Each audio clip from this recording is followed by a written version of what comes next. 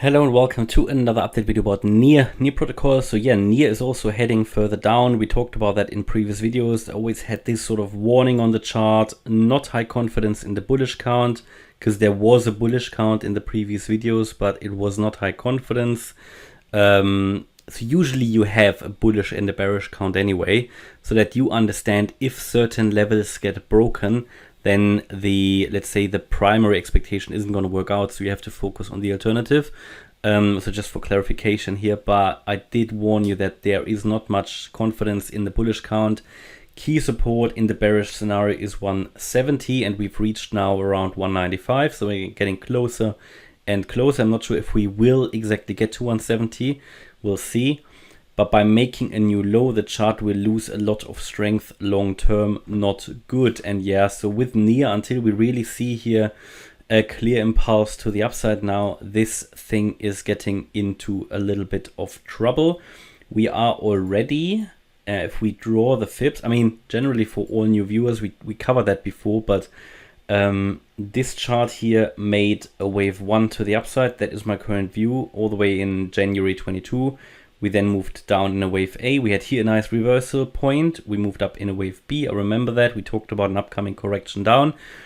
And now we are in this sort of C wave here of the wave 2. So basically wave 1, wave 2, and the next move up would be a third wave. That would be ideal. And in a third wave, we should get into the region around $34. So there would be a nice return, but that assumes that we will reverse and that we will recover. And also, I don't know how long this is going to take. Timing is basically impossible to forecast, but we are heading further down, and we are close to getting into that sort of region around the 170 level. So that's sort of here in that region. If we drop below, I mean, this actually goes down that support range all the way down to around 160.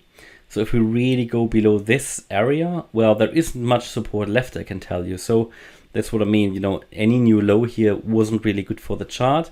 However, now we can see from this high, which occurred at around $6, we can count 5 waves down. So this could be at some point over, but as long as we don't really see a reversal signal, or as long as we don't break the trend line here, because there is a nice trend line, or actually a channel that we can draw, as long as that doesn't happen, we just have to follow the assumption that we are heading further down.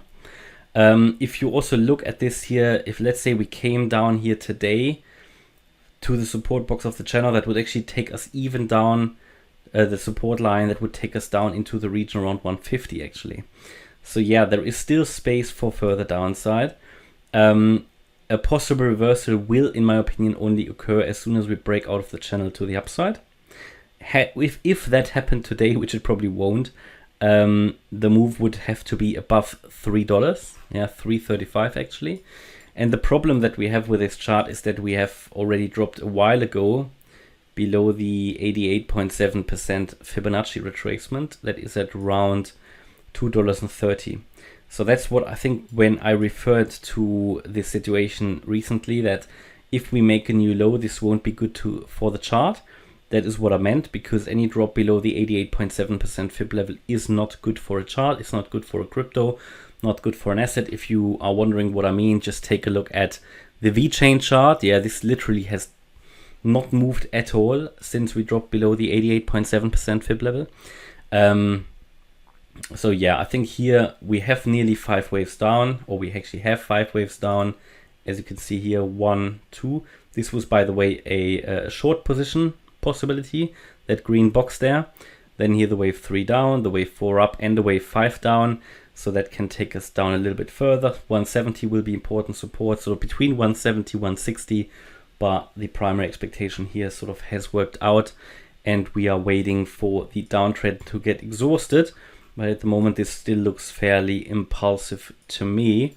Downward momentum is still decreasing on the daily, so also here when this is reducing the downward momentum, that would be a signal of some upcoming reversal. On the 4-hour chart, interestingly, the bullish momentum is increasing. So we already see here a bullish divergence. So yeah, I mean, we're getting closer to key support. So we've made a new low. At any point in time when we see an impulse to the upside, then it will be interesting. Do we get 5 waves up? Do we get 3 waves down? And if we do, that might be a possible first indication of a reversal. But as I said, we are in a channel, in an important channel, and if that channel gets broken, that might be a reversal signal. So until then, NIA is not in a good position. The 88.7% fib level is at around $2.30. So as long as we stay below that level, it's not good for the sentiment of the chart. Doesn't mean the coin will die, but it means it's just not good, you know, and will be harder for the coin to recover.